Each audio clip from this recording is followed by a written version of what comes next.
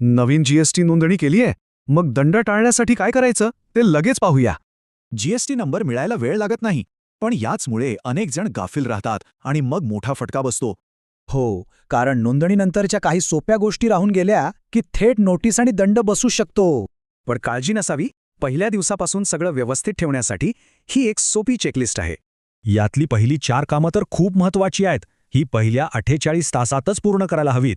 GST पोर्टलवर जाताना नेहमीच्या लॉग इनमधून नाही, तर फर्स्ट टाइम लॉग इन या पर्यायानेच सुरुवात करा. आता नोंदणी प्रमाणपत्र म्हणजे आरसी प्रिंट करा आणि व्यवसायाच्या मुख्य ठिकाणी लावा. हा नियम आहे. लक्षात ठेवा, आरसी आणि जीएसटी आयन दर्शनी भागात लावलं नाही तर थेट 25,000 रुपयांपर्यंत दंड होऊ शकतो. ही प्राथमिक कामं झाली की आता वळूया आर्थिक गोष्टींकडे. हे पण तितकंच महत्त्वाचं आहे.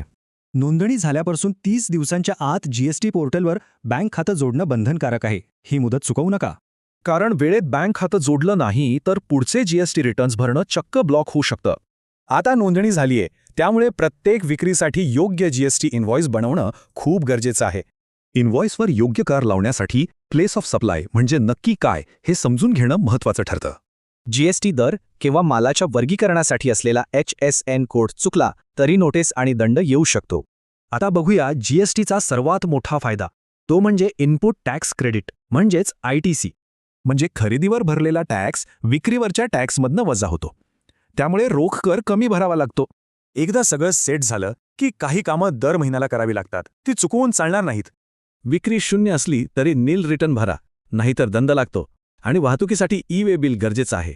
ही चेकलिस्ट पाळली तर नियमांचं पालन तर होतच, पण व्यवसाय कोणत्याही तपासणीसाठी तयार राहतो.